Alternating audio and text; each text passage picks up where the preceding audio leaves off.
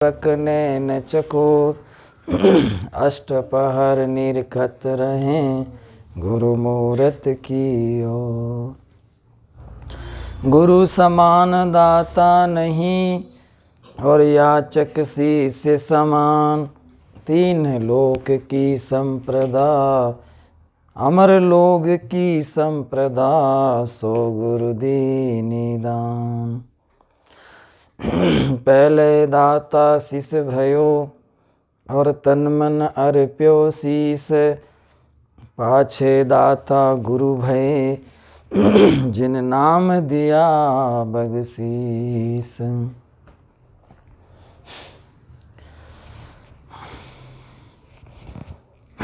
तो सज्जनों,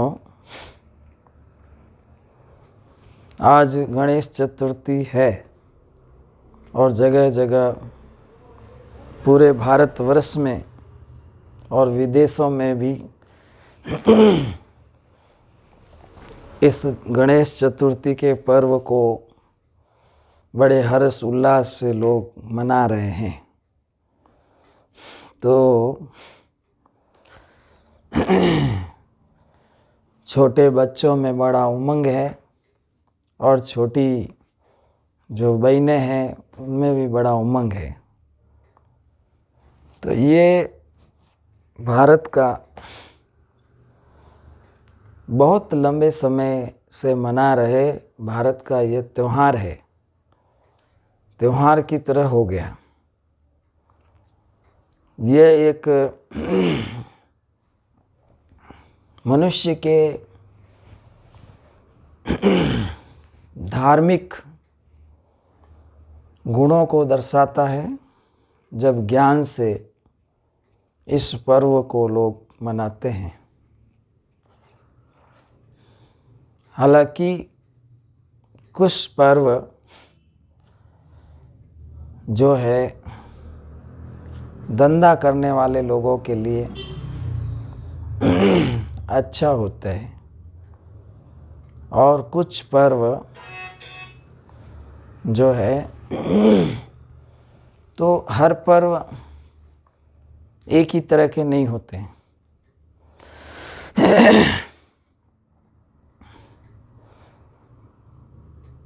तो हमारे गुरुजी उदित नाम साहिब हमेशा फरमाया करते थे कि जैसे स्वाति नक्षत्र आता है उस समय जल बरसता है, तो समुद्र में जो सीपी होती है तो सीपी जो होती है तो वो ऊपर आ जाती है और वो स्वाति नक्षत्र का जो बूंद है बरसात का, तो सीपी अधर उसको ग्रहण करती है और उसी बूंद को पपैया भी पीकर प्यास बुझाता और उसी बूंद को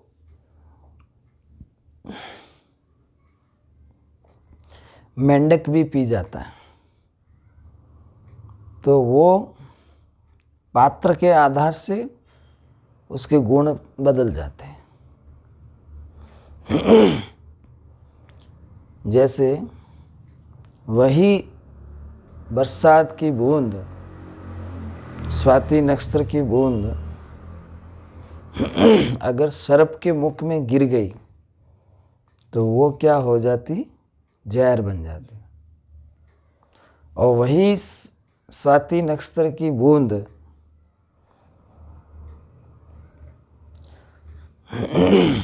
जब सीपी में पड़ती है तो मोती बन जाता है। क्या बन जाता है? मोती। तो इस तरह से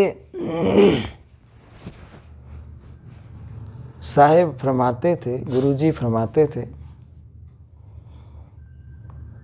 कि भाई जैसा पात्र होता है वैसी ही वो बूंद बन जाती थी। पत्थर में पड़ती थी, कहीं ऐसी जगह पत्थर में पड़ती जाके तो वो हीरा बन जाती। तो इसी तरह से कहने का मकसद है कि आज जिन्होंने शराब पिया है, जिन्होंने ज़्यादा उदंड किया है, तो वो गणेश जी की पर्व की जो बूंद है वो उनको विशेष लाभ नहीं करेगी, क्योंकि गणेश जी देवता है और देवता जो दया रखते हैं, जो दया रखते हैं, खूब दान करते हैं, शांति रखते हैं, लड़ाई झगड़ा नहीं करते हैं, तो ऐसे जीवों को वो सहयोग करते हैं, या ये कह दिया जाए कि उनका पूजन करने के योग्य वो है। परंतु बहुत लोग इसको एंजॉय के रूप में मनाएं, बहुत लोग अपना कुछ फायदा के लिए मनाएं, कोई कुछ फायदा के लिए मनाए। तो जिनकी रही भावना जैसी, जैसा जैसा भाव होता है, दृष्टि जैसी सृष्टि हो जाती है। गणेश पुराण में बहुत कुछ बातें लिखी हुई है। हर देवताओं के नाम से भारत में लगभग पुराण 18 पुराण की बात होती है। तो उनके जो भक्त हुए, जो वो सत्संग सुनाते थे, लोगों की सहायता करते थे, गणेश जी महाराज जो लोगों की सहायता करते थे, सत्संग सुनाते थे, और जो मार्ग वो बताते थे जीवों को, वो स्वर्ग का मार्ग था। कैसा मार्ग था? स्वर्ग का मार्ग था, सुखी होने का मार्ग था। तो वो जो गणेश जी महाराज हैं, उनको आज के समय में किस तरह समझें, उनको आज के समय में किस तरह समझें? आज के समय में हर जो नया काम करते हैं तो कहते हैं श्री गणेश करो, अच्छे काम की शुरुआत करो और क्या नाम, आलस मत करो। फिर गणेश जी महाराज ने अपने जीवन में शिव जी, पार्वती जी की परिक्रमा की, उनकी आरती की, वंदना की। तो उन्होंने ये संदेश छोड़ा कि भाई कमाना धमाना तो है ही है, जीवन है तो कमाना धमाना सब करना ही पड़ता है। परंतु आप लोग अपने घर में बूढ़े माता पिता हैं, उनकी भी सुध लो, उनकी भी सेवा करो, उनकी आकांक्षाओं की पूर्ति करो। तो गणेश जी ने अपने भक्ति से ये संदेश दिया,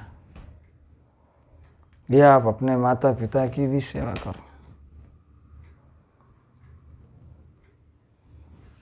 और गणेश जी का जो इतिहास है उसमें कि वही वचन के पक्के रहो, किसी को वचन देते थे तो वो निभाते थे। माता की, पार्वती की आज्ञा पिता शिव जी की आज्ञा में रहते थे। तो ये छोटे छोटे मतलब उपदेश जो है उनकी जीवनी से सीख सकते हैं, अगर सीखना चाहते हैं तो। अगर चाहते हैं तो सीख सकते हैं।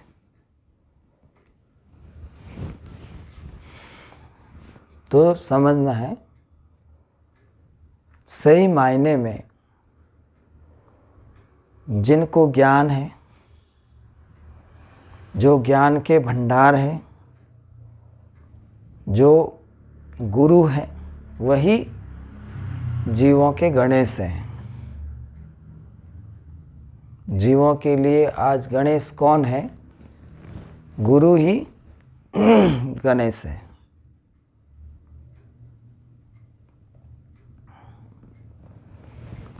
सबसे पहले जैसे वार आता है कि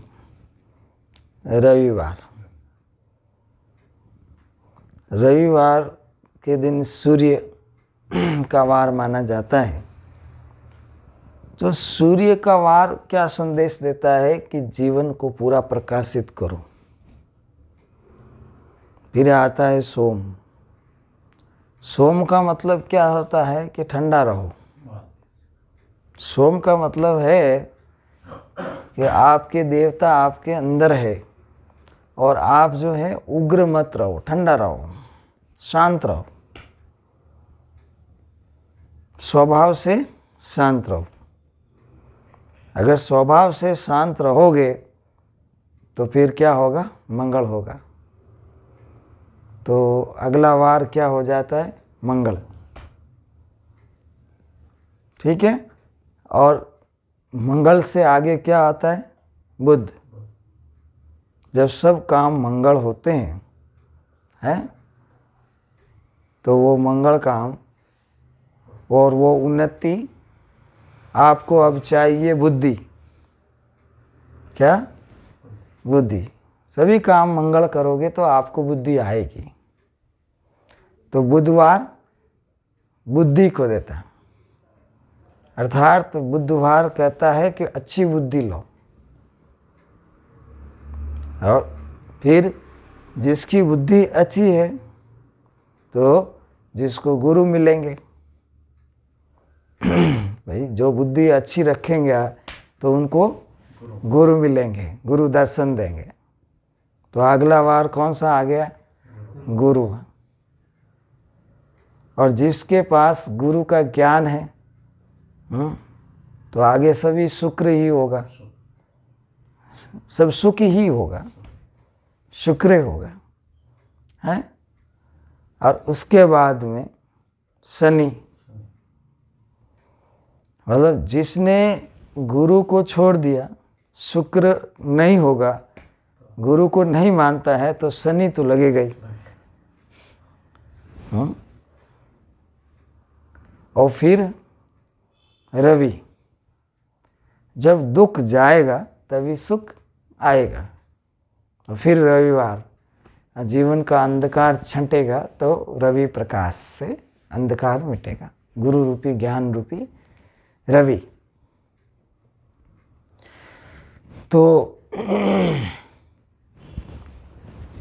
क्या हम शिक्षा लें? कबीर साहब कहे हैं कि गुरु को ही गणेश समझो। क्या कहे हैं? गुरु को ही गणेश समझो। वह गुरु जो आपकी जीवन को उन्नति देते हैं, है ना। वह गुरु जो आपके आत्मा को सत लखाते हैं, नी अक्षर लखाते हैं, सोजी कराते हैं, समझ विवेक देते हैं। तो गुरु को ही गणेश समझ लो, गुरु को ही गुरु ब्रह्मा समझ लो, गुरु को ही विष्णु समझ लो, गुरु को ही संहार करता शिव जी समझ लो, और गुरु को ही माता और पिता समझ लो। तमेव माता च पिता तमेव।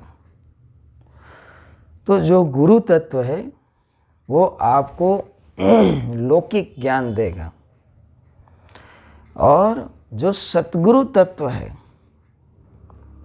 वो आपको क्या देंगे? समदृष्टि। सतगुरु तो समदृष्टि है, आत्मदृष्टि है। समदृष्टि, आत्मदृष्टि प्रदान करेंगे, और वो भेद गुरु देंगे जिससे कि ये जीव हंस बन जाएगा। तो हंस का मतलब क्या है? दया, दीनता है, क्षमा और आनंद, उत्साह, जो गुण है अच्छे, वो गुण ग्रहण करेगा, वह हंस है। जैसे कामी क्रोधी काग्र, जिसके अंदर काम है, क्रोध है, लोभ है, मोह है, जब तक उसको बुगला या कौवाई कह सकते हैं। और हंस किसे कहते हैं? कि जिसके पास में दया, निष्कामता, दीनता और निर्लोभीता, निर्मोहिता, जो अच्छे अच्छे गुण हैं, वो अगर वो धारण करता है तो वो हंस बनता है। तो कबीर साहब ने क्या संदेश दिया? पहले ये मन काग था, ओ करता जीवन घात, तो अब तो मन हंसा भया, और मोती चुन चुन खात। तो पर्व को मनाते समय कुछ समझ और विवेक लेना चाहिए। कई लोग दीपावली मनाते हैं, और सब तो नहीं, पर कोई कोई लोग ऐसे भी होते हैं कि अपनी पत्नी को उसी रात पीटते हैं और खूब दारू पीते हैं, और सुबह लक्ष्मी की पूजा करने के लिए बैठ जाते हैं। तो लक्ष्मी जी की पूजा के पहले तो घर की लक्ष्मी को पीट दिया, तो घर की स्त्री को पीट दिया, पत्नी को पीट दिया। अब वो पूजा कर रहा है तो क्या उसके ऊपर लक्ष्मी जी राजी होंगे? और वो दारू पी गए। तो इससे क्या होता है? धर्म कमज़ोर होता है। क्या होता है? धर्म की कमजोरी आगे आती है। इसलिए सद्गुरु कबीर साहब फरमाते हैं कि तुम हंस बन जाओ, गंदा खाना पीना नहीं करना, और शराब आदि का सेवन नहीं करना, चोरी नहीं करना, जुआ नहीं खेलना, और इस तरह से सतगुरु परमात्मा के अलावा, आत्मधर्म और परमात्म धर्म के अलावा दूसरी चीज़ों को ग्रहण नहीं करना। आन देव की सेव भलो नहीं जीव को, कहे कबीर समझाए भेटो निज पीव को। तो जो आन देव की जो सेवा है उसका परित्याग हो, पतिव्रता बहन जैसे एक ही पति में मन लगाकर अपना तन मन धन समर्पित करके और भक्ति करती है, तो उसका सत तप बल बढ़ता है और उसको सच्ची भक्ति भी प्राप्त होती है। इसी प्रकार से कि गुरु भक्ति धारण किया तो पतिव्रता की तरह, पतिव्रता के एक है विविचारण के दो, पतिव्रता विविचारणी कैसे मेला होए, और पतिव्रता और विविचारणी का मिलना कैसे होगा? दोनों एक जगह नहीं बैठते, क्योंकि जो विविचारणी है उसका विचार अलग है और पतिव्रता का विचार अलग है। आजकल शहरों में देखो, कपड़े होते हुए भी लोग नंगे फिरते हैं। अगर कपड़े नहीं मिलते थे पहले तो नंगे फिरते तो कोई बात नहीं, तो इनको भक्ति का बोध कैसे होगा? और रात की 12-1 बजे तक शराब पिएंगे और अपने आप को वीआईपी समझेंगे और कहीं शराब पी के पड़े रहेंगे और वो समझेंगे कि वो मतलब ये हम ऐश कर रहे हैं। पता नहीं तुम रैश कर रहे हो कि ऐश कर रहे हो। कोई रैश में आया तो तुम्हें वही मिट्टी में मिला देगा। तो ये मतलब आचरण जो मनुष्य करता है ये एकदम घटिया आचरण है। जिनको अपने बाल बच्चों की फिक्र नहीं, अपने परिवार की फिक्र नहीं, और धर्म का ध्यान तो है ही नहीं उनको, और धर्म ही ऐसा तामसिक धारण कर रखा है, तो उनकी तामसिक बुद्धि से वो जो कर रहे हैं, कृत्य कर रहे हैं, तो ये बहुत ही खराब है। तो कई जीव तो मतलब जो है दिखावा में, पाखंड में, और कई लोग जो है बहुत कम साहिब के हंस होते हैं।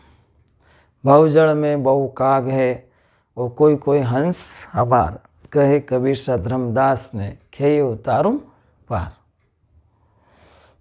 तो जब अपन सत्संग में जाते हैं तो सत्संग में आपको ये बात बताई जाती है कि आप सच्ची कमाई करो, और जब सच्ची कमाई करोगे तो फिजूल उड़ाना आपको नहीं आएगा, और जब गलत कमाई करोगे तो आपको फिजूल उड़ाना आ जाएगा। तो फिजूल उड़ाते कौन है? जिसकी गलत कमाई है, जिसकी कमाई गलत है, वो लोग फिजूल का उड़ाते हैं। जुआ कौन खेलेगा, चोरी कौन करेगा। तो इस तरह से जो फिजूल की कमाई घर में आए ही नहीं तो आदमी फालतू खर्च करता ही नहीं, तो उसमें अवगुण आएंगे नहीं। तो लोग नशे पत्ते में धुत रहते हैं, और इतना नशा पत्ता फैल गया है और इतना गंदा खान पान फैल गया है, तामसिक जो है आचरण करने लग गए लोग, कि अब बहुत कुछ समय बदल गया और बहुत बदलता जा रहा है। जो जो संतों की शरण में है जीव, वो ही बचने वाले हैं ऐसा लगता है। बाकी जीवों को काल छोड़ने वाला नहीं है। धीरे धीरे धीरे धीरे धीरे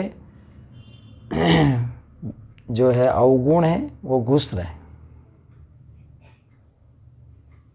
तो लोगों का खान पान, लोगों का रहन सहन, लोगों का आचार विचार, कितना कुछ बदल रहा है। अब आने वाला 10 साल कैसा होगा, किस तरह का राजनीति किस तरह की होगी, संसार कैसा होगा, लोगों का देश प्रेम कैसा होगा, हैं? आपसी जो है, जो प्रेम भाव है वो कैसा होगा, ये सब के लिए यही कहा जा सकता है कि आने वाला जो 10 साल होगा, क्योंकि जो ये दुनिया हर तरह से फास्ट चल रही है, कहीं कहीं ये दुनिया के जो लोग हैं जाति के ऊपर, धर्म के ऊपर कहीं लड़ झगड़ के मर न जाए, लड़ झगड़ के मर न जाए। तो कोई तो गुरु का ज्ञान देगा इनको, है? तो समझना चाहिए कि मेरा धर्म है सत्य, और मेरा कर्म है सत्य, और मेरा लोक है सत्य, मेरा ज्ञान है सत्य, और मेरी आत्मा भी है सत्य, और परमात्मा भी सत्य। तो रहनी गहनी आचार विचार जब सब सत्य पर ठहरेगा तब दुख सपने में भी नहीं आएगा। दुख का तो काम ही नहीं रहेगा। जब उसको पहचानेंगे नहीं, उसको जानेंगे नहीं, आत्म साक्षात्कार नहीं करेंगे, तब कैसे होगा। कबीर साहब ने इसीलिए भजन में कहा, सुमता कुमता नार दोनों पटरानी, दोनों का और स्वभाव कोई संत पहचानी रे। अर्थात आपके मन के दो स्त्रियां हैं, एक सुमता और एक कुमता, और दोनों का और स्वभाव कोई संत पहचानी। अब दोनों का स्वभाव की पहचान करो तो आ गई कुमता नार कुबदा कर गई रे। जिसके दिल में कुमति आ गई, उसे हंसी है, मजाक है, ठिठोली है, किसी को छेड़ना है, किसी को बुरी दृष्टि से देखना है, बुरा खाना है, पीना, ये सब सिखा गई। कौन? कुमता। आ गई कुमता नार कुबदा कर गई रे। अब ने क्या 84 के माए, ने क्या मतलब गिरा दिया। ने क्या 84 के माए जन्म डूबो गई रे। और जन्म तो डूबना ही डूबना है। जब कुमति की लहर आएगी तो जन्म डूबना ही डूबना है। तो आ गई सुन मेरा मनवा वीर, ऐसी नहीं करनी रे। कबीर साहब क्या कहते हैं, मन ऐसा नहीं करो, थोड़ा जिंदगी है, अच्छा काम करो। तो कहते हैं सुन मेरे मनवा वीर, वीर मतलब भाई, ये मेरा मन को अपना भाई कहते हैं। सुन मेरे मनवा वीर, ऐसी नहीं करना रे। कैसी नहीं करना? कुमति के साथ मत जाना। जड़ भरियो संसार दोरो तीर्णो है। अर्थात भवसागर रूपी जड़ सागर की तरह भरा हुआ है, और उसमें उसको पार करना, उसमें तैर के जाना बहुत मुश्किल है। तो सुन मेरे मनवा वीर, ऐसी नहीं करना रे। वो जड़ भरियो संसार दोरो तीर्णो रे। आ गई सुमता नार। और सुमता कब आई? जब सत्संग में बैठे, गुरु ज्ञान को पकड़े, अच्छी संगति में बैठे। तो आप जानो कि 40-40 साल से चाय पीते थे, 4-4, 5-5 समय वो चाय छोड़ दिए हैं। नशा पता करते थे, अमल खाते थे, क्या क्या नशा पता करते थे, वो सब छोड़ दिए, क्योंकि अच्छी संगति में आ गए। के तो हो गए। हाँ, आ गई सुमता नार सुध बुध दे गई रे। अच्छी सुधि बुद्धि दे गई। किसने दी? सुमति ने। जब बुद्धि अच्छी होगी तो कर्म अच्छा होगा। आ गई सुमता नार सुध बुध दे गई रे। माने काड़िया 84 से बार वो जन्म में सुधार गई रे। तो कबीर साहब कहते हैं कि सुमति आई, वह मनुष्य 84 से बाहर निकल गया है, दुखों से बाहर निकल गया, वो सुखी हो गया। आगे सुमता नार सुध बुध देगी। 2 भाई लड़ते थे और कोई अच्छी संगति की और वो केस वहीं राजीपा कर दिया और वो बच करके आ गए घर। तो वो सुमता आ गई दिल में, और जब तक कुमता थी तब तो लड़ रहे थे। तो आ गई सुमता नार सुध बुध दे गई रे। अरे काड़िया 84 से बाहर, काड़िया मतलब निकाल दिया, 84 से बाहर जन्म में सुधार गई रे। तो जन्म को सुधारना है तो अच्छी संगति में रहना है, और सत्कर्म से जुड़ो, नाम से जुड़ो, सेवा से जुड़ो, भक्ति से जुड़ो। तो फिर कहा किसे सुनाऊं सत्य ज्ञान उठ उठ भागे रे। मतलब किसको मैं ज्ञान सुनाऊं, सब लोग तो उठ उठ के भागे रे। आप सत्संग में देखते हैं कि लोग अधूरा मन से आ जाते हैं तो वो उठ उठ के भागे हैं।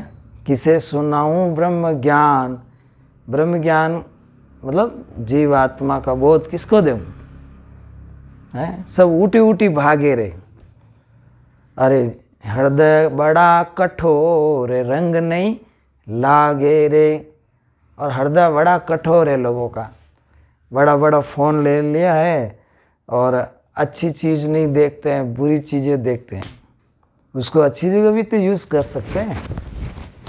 तो मन को रोकना तो इतना सरल है नहीं, क्योंकि जब तक गुरु की कृपा नहीं होगी तब इंद्रियों का संयम ब्रह्मचार्यता बहुत मुश्किल है। तो क्या कहते हैं, किन्ने सुनाऊं सत्य ज्ञान उठ उठ भागे रे। वो सत्य ज्ञान, आत्मा परमात्मा का ज्ञान, वो निअक्षर की भक्ति में किसको बताऊं, सब उठ उठ भागे रे।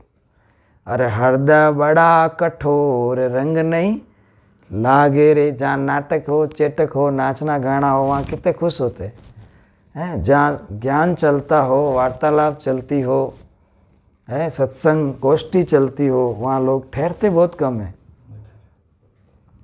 हृदय बड़ा कठोर रंग नहीं लागे रे। फिर कहते हैं कि नाभ कमल के बीच गंगा खड़की रे। हैं जैसे गंगा खड़के का मतलब ज्ञान उत्पन्न हुआ। और बोलिया साहिब कबीर नाम रस पीना रे। अब खूब नाम का रस पियो और अच्छी संगति मिल गई, बड़े भाग से अच्छे गुरु मिल गए, संत मिल गए और खूब आनंद हो गया। और नाम का रस पियो और अंदर सत्य स्वरूप को प्राप्त हो जाओ, सतलोक को प्राप्त हो जाओ, निअक्षर को प्राप्त हो जाओ। तो खूब आनंद ही आनंद बरस रहा।